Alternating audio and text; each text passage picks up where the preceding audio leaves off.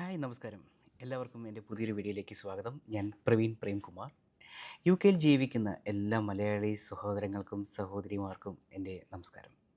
ഇന്ന് നമ്മൾ സംസാരിക്കാൻ പോകുന്നത് വളരെ ഇമ്പോർട്ടൻ്റ് ആയിട്ടുള്ള ഒരു കാര്യമാണ്. എന്താണെന്നല്ലേ? Income protection. ഇൻകം പ്രൊട്ടക്ഷൻ എന്ന് നിങ്ങൾ എപ്പോഴെങ്കിലും കേട്ടിട്ടുണ്ടോ? നിങ്ങൾ എന്തായാലും ഇൻഷുറൻസ് എന്ന് എന്തായാലും കേട്ടിട്ടുണ്ടാവും. അതിൽ ലൈഫ് ഇൻഷുറൻസ് കേട്ടിട്ടുണ്ടാവും, ക്രിട്ടിക്കൽ ഇൻഷുറൻസ് കേട്ടിട്ടുണ്ടാവും, അല്ലേ? ആക്സിഡൻറ്റ് കവർ കേട്ടിട്ടുണ്ടാവും.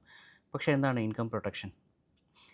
ഫോർ എക്സാമ്പിൾ നമുക്കിവിടെ വന്ന് നമുക്ക് ജോലിയുണ്ട്, നല്ലൊരു ജോലിയുണ്ട്, നല്ല ശമ്പളമുണ്ട്. നമ്മൾ വിചാരിക്കും എല്ലാ മാസവും ഇന്ന ഡേറ്റിൽ നമുക്ക് സാലറി വരുന്നുണ്ട്, കാര്യങ്ങളൊക്കെ ഉഷാറായിട്ട് നടക്കുന്നുണ്ട്, നമ്മുടെ ബിൽസ് അടയ്ക്കുന്നുണ്ട്, റെൻറ്റ് കൊടുക്കുന്നുണ്ട്, മോർട്ട്ഗേജ് അടയ്ക്കുന്നുണ്ട്, എല്ലാം നന്നായിട്ട് പോകുന്നുണ്ട്.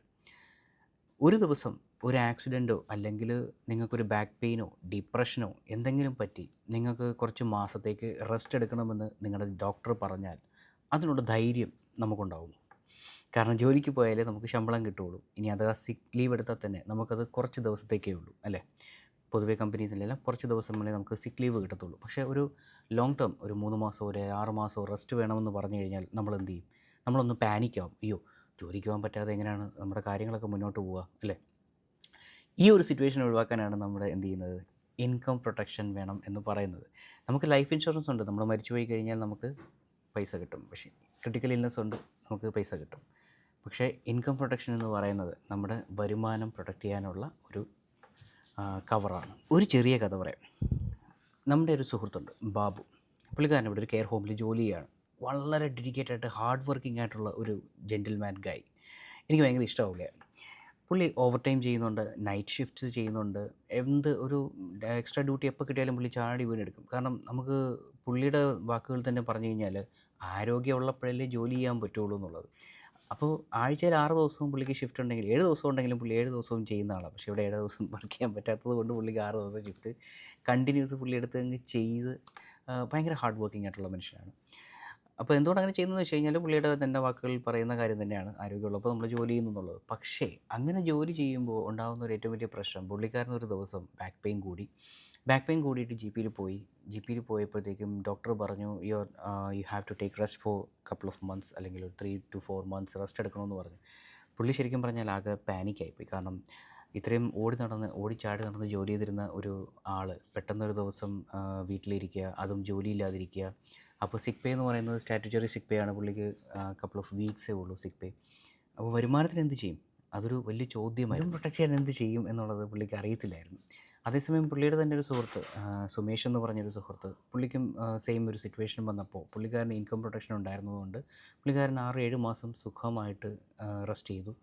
അസുഖങ്ങളെല്ലാം മാറി നാട്ടിൽ പോയി. കാരണം പുള്ളിക്കാരന് മാസം ഇൻകം കമ്പനി പ്രൊവൈഡ് ചെയ്യുന്നുണ്ടായിരുന്നു.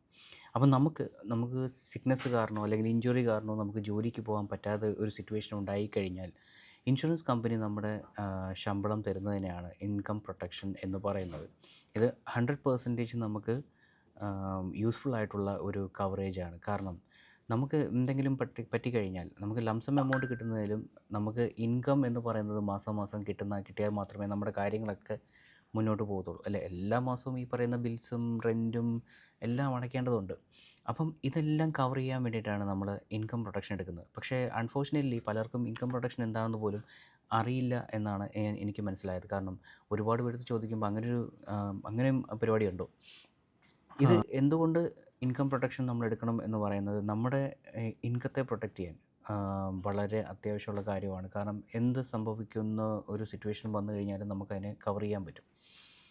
നിങ്ങൾ ആലോചിക്കുന്നുണ്ടാവും, ഇത് ഭയങ്കര എക്സ്പെൻസീവ് അല്ലേ, ഇതൊക്കെ ഭയങ്കര പൈസ ആവത്തില്ല. ഒന്നുമില്ല, ഇതൊക്കെ വളരെ നിങ്ങൾ വിചാരിക്കുന്നതിനെക്കാട്ടിലും എമൗണ്ട് കുറവാണ്. അപ്പോൾ അതുകൊണ്ട് അത് ഇന്ന് തന്നെ ഒന്ന് ആലോചിച്ച് നോക്കൂ. ഇതാണ് ഇൻകം പ്രൊട്ടക്ഷൻ എന്ന് പറഞ്ഞ കവറേജ് എന്ന് പറയുന്ന പോളിസി. ഇങ്ങനെയുള്ള വീഡിയോസുമായിട്ട് ഞാൻ ഇനിയും ഇതുപോലുള്ള ഒരുപാട് ഇൻഷുറൻസ് റിലേറ്റഡ് ആയിട്ടുള്ള കാര്യങ്ങളെക്കുറിച്ച് നിങ്ങളോട് സംസാരിക്കാം. ഇപ്പോൾ നിങ്ങൾക്കുണ്ടാകുന്ന എന്ത് സംശയങ്ങളാണെങ്കിലും കമൻറ്റ് ചെയ്യുക, അല്ലെങ്കിൽ എനിക്ക് DM മെസ്സേജ് അയയ്ക്കുക. അടുത്ത വീഡിയോയുമായിട്ട് കാണാം. അതുവരെ എല്ലാവരും stay insured, stay healthy. Praveen Prem signing off. When illness strikes, your income stops, but the bills keep coming. Income protection provides a safety net